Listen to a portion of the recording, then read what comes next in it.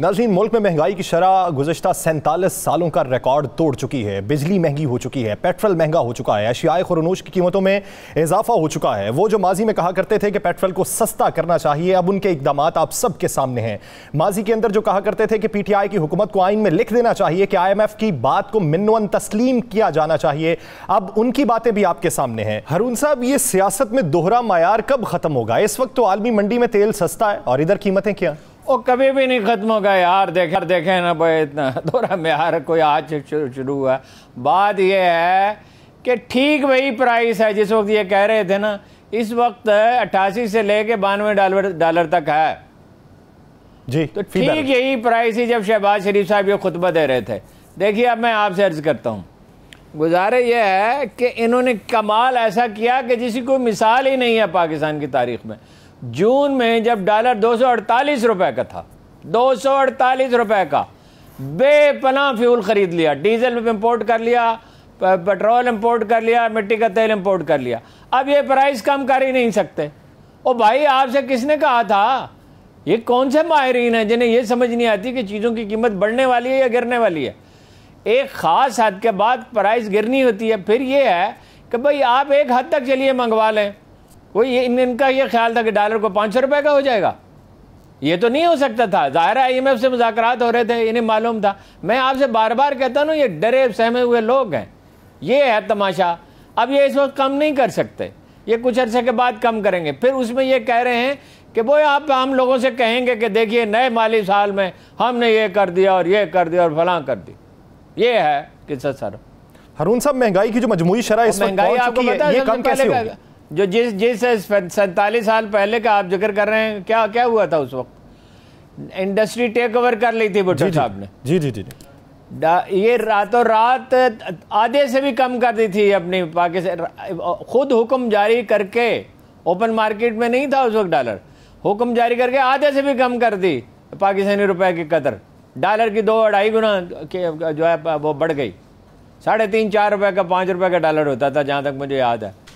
फिर 10 रुपए का रहा, जब लग के पूरे ज़माने में तकरीबन 10 रुपए का रहा, वो थोड़ा सा इजाफा हुआ था उसमें। तो वो उस वक्त भुट्टो साहब के इस कारनामे की वजह से इतनी हौलनाक महंगाई हुई थी, मगर वेजेस भी कुछ बड़ी थी बहुत सी जगहों पे। तो अब उसके बाद ये कारनामा अब इस हुकूमत ने अंजाम दिया है। हारून साहब, वो जिनकी पार्टी का आप तज़किरा कर रहे हैं, उनके एक रहनुमा जिन्होंने ये बयान दिया था कि पाकिस्तान पे ये सैलाब अल्लाह का अजाब आया हुआ है, उन्होंने दौरा किया शिकारपुर का। उनके शिकारपुर के दौरे पे क्या हुआ? भला उनके शिकारपुर के दौरे पे लोग उन पे चढ़ दौड़े के खाली हाथ क्यों हैं? वस्सान साहब के साथ भी ये हुआ। वस्सान साहब तो उससे भी ये तो भाग गए ना। वस्सान साहब ने तो ये कमाल किया, हाथ मिलाने से इनकार कर दिया। लोग बड़े इश्तियाक से आए, जैसे सिंध में लोगों का मिजाज, सिंध के लोग खुश मिजाज और पुरतफाक बहुत हैं, बदतरीन हालत में। अभी एक खातून एंकर ने अपना गालिबन, वो तो खैर सरायकी पट्टी की है, एक तस्वीर जारी की है कि जिसमें वो सैलाब ज़्यादा लोगों ने उन्हें अजरक पहनाई। बड़े पुरतफाक, बड़े मेहमानों का खैर मकदम करने वाले लोग हैं जी जान से। हारून साहब, तो उनसे हाथ मिलाने से इनकार कर दिया और हाथ के इशारे से कहा पीछे चले जाओ, पीछे हट जाओ जी। यही बिलावल साहब के साथ हुआ। बिलावल साहब गए, वहाँ नारे लगे। भाई 20-25 अरब रुपए से सैलाब करो, इसको तबाही को का साइज बहुत कम किया जा सकता था और कालाबाग डैम बन जाता और ये दूसरा काम हो जाता। ये खैरपुर से लेके तो कराची तक एक नाला आलमी इमदाद से बना था, वो भी पटा पड़ा है, वो भी नहीं इस्तेमाल हो रहा। तो ये हो जाता तो इस मुसीबत से बच जाते सिंध के लोग। देखिए ना, खैबर पख्तूनख्वा में इतनी तबाही नहीं हुई, पंजाब के वो अपना जनूबी पंजाब में हुई है, वहाँ भी पंजाब हुकूमत डैम बना रही थी, मंसूबा मंजूर हो गया था और जो बचत हुई है, जो पुश्ते बने हुए हैं, उनकी वजह से हुई है। और ये एक ज़माने से हो रहा है और दुनिया पूछती है कि ये अजीब लोग हैं पाकिस्तानी। हर साल इन्हें मुसीबत बरसात में दरपेश होती है और ये उसका पहले से कोई इलाज नहीं करते। एक खातून ने मैसेज भेजा है कि मैंने अपना गई थी NDMA में और उनसे कहा कि मैं ये सैलाब से पहले की जो सूरत हाल होती है उसकी प्लानिंग की मैंने ये MSc किया है अमेरिका से और मैं इसके लिए काम कर सकती हूँ।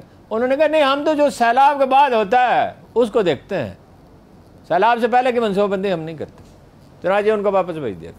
अरुण साहब, जो कच्चे मकान मुकम्मल तबाह हो गए, जो पक्कों को जुज़वी नुकसान पहुंचा, ये इसकी बहाली कैसे होगी? और सैलाब से बाद जो वबाई अमराज फूट रहे हैं उसका तदारुक किस तरीके से हो सकता है? देखिए, आसानी से तो नहीं होगा। वबाई अमराज भी हैं, मच्छर बेपनाह हैं, बाज़ जगहों पे गुंडे पहुंच चुके हैं, जो छोटे छोटे ग्रुप जाते हैं उनको वो घेर लेते हैं, सामान उनसे छीन लेते हैं।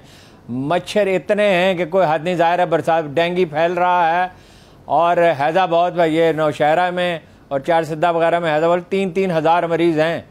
उसके लिए ज़ाहिर है कि ये पाकिस्तान की हुकूमत के बस की बात तो नहीं है। तनहा ये फ़ौज की जो मेडिकल कोर है उसे करना पड़ेगा। उनके हॉस्पिटल बहुत अच्छे हैं फ़ौज के, और स्टाफ बहुत तरबियत याफ्ता है। जो लोग फौजी अस्पतालों में जाते हैं उन्हें इसका तजुर्बा है, उनसे मदद हासिल करने होगी। मकान तो देखिए कोई आसानी से नहीं बनेंगे, लेकिन ये गिर तो गए, मुसीबत तो आई बड़ी, मगर ये है आपको अब मौका मिला है कि इसको प्लानिंग से बनाएं और बल्दियाती इदारों के इख्तियारात दें। कराची की बल्दिया के पास जब इख्तियारात थे तो नेमतुल्लाह खान के दौर में तरक्याती बजट 2-3 अरब से 40 अरब पे जा पहुंचा था। यही मुस्तफ़ा कमाल के ज़माने में हुआ था। कराची में सफ़र आधा रह गया था। आप यानी साहिल समंदर तक जाते थे एयरपोर्ट से उतर के तो 25-30 मिनट में पहुंच जाते थे। अब सड़कें बर्बाद हो चुकी हैं सारी। बल्दियात के बगैर ये नहीं हो सकता। बल्दियात मकामी मसाइल को समझती हैं, मकामी तरजीहात के मुताबिक फ़ैसले कर सकती हैं। उनको इख्तियारात देना होंगे, फ़ौज को भी इन्वॉल्व करना होगा, NDMA को बेहतर बनाना होगा। और ये लीडरशिप, ये जो है, ये बडेरों से जान छूटेगी सिंधियों की, हमारे सिंधी भाइयों की, तो तभी मसला हल होगा। ये तो आप देखिए ना, उनसे कह रहे हैं कि भाई आफत आई तुम्हारे गुनाहों की वजह से। वो गुनाह तुम्हारे हैं, ये एक आम आदमी के हैं। और उन्हें आपने गौर फरमाया तालीम क्यों नहीं देते? इसीलिए नहीं देते कि उनके मोहताज रहें।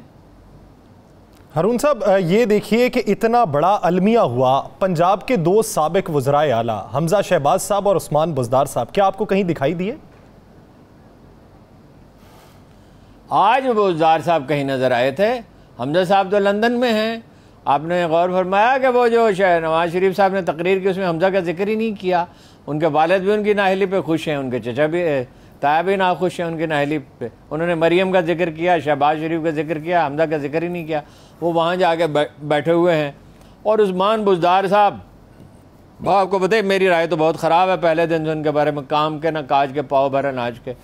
वो अगर कुछ काम किया भी है तो ये भी नहीं है कि उसका जिक्र ही कर दें कहीं। अव्वल तो उनके भाई जो हैं वो आखिरी दिनों में नून लीग से मिल चुके थे जी। और कोई 50 के करीब ठेकेदार उन्होंने पैदा किए थे, जिसमें से आधे उनके ख़ानदान के थे। अब वो किस मुंह से लोगों के सामने जाएं?